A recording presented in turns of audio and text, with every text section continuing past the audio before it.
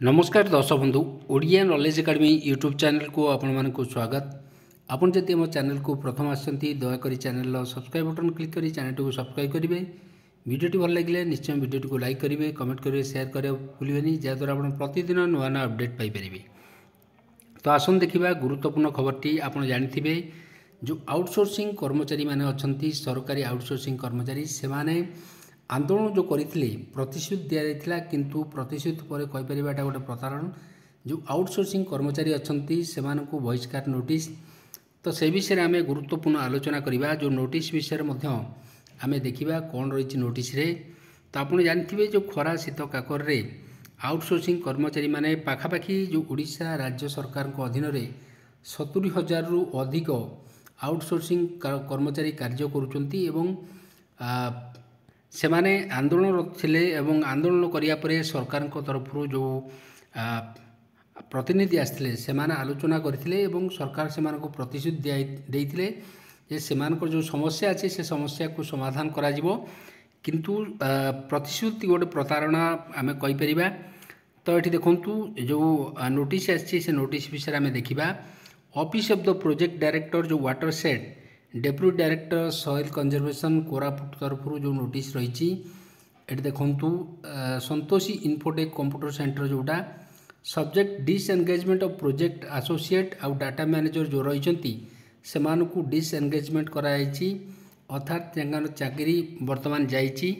Eighty letter number जो रही भुवनेश्वर तरफ तार रेफरेंस गोटे दि जाइए। आम देखा with reference to the above subject cited it is inform you that the DSC and WD Odisha Bhubaneswar in this letter जोटा 19/3/2025 copy and close forbid the education of MGNRGS work without approval।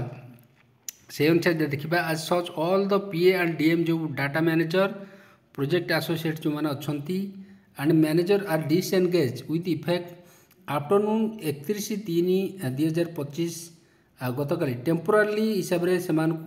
Till further notice पर्यंत बर्तमान disengagement कराई। एटा गोटे कहीपर outsourcing कर्मचारी आंदोलन करते आंदोलन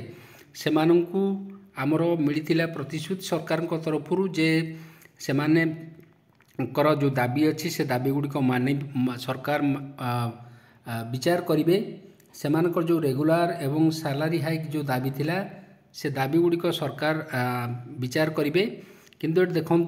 copy to all CDO cum EO zilla parishad यहाँ इनफॉरमेशन एंड नेसेसरी एक्शन दिखाई। ये copy to all project implementing agency for information necessary action she is requested to relieve all PA and DM working under him her जोटा कि 31/3/2025 अर्थात आज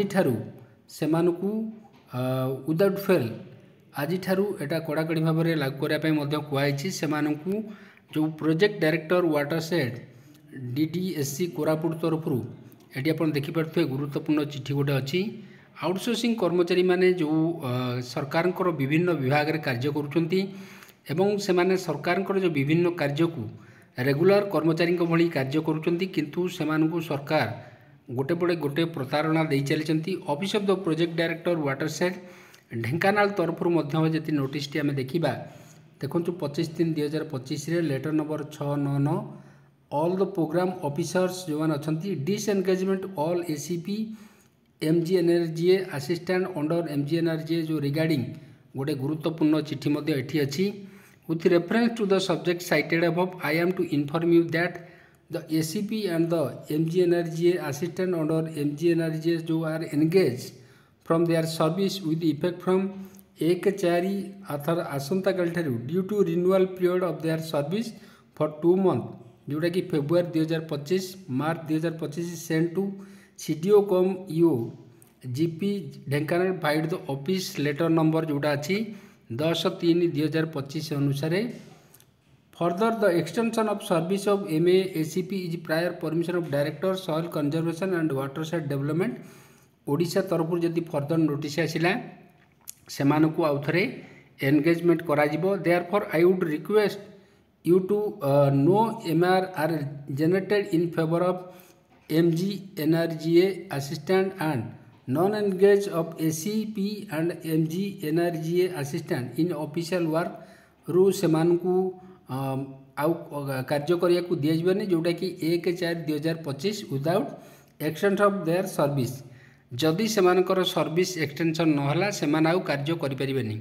तो गोटे पटे सरकार सहित आलोचना होता एवं आलोचना को सफल बोली मनाइथिला कारण सरकार प्रतिश्रुति देइथिले जे सेमानकर जो रही दाबी गुड़िक सरकार विचार करेंगे एवं सेमानकर विभिन्न दाबी गुड़िक सरकार पूरण करे बोली। तो आज ये गुरुत्वपूर्ण खबर थिला।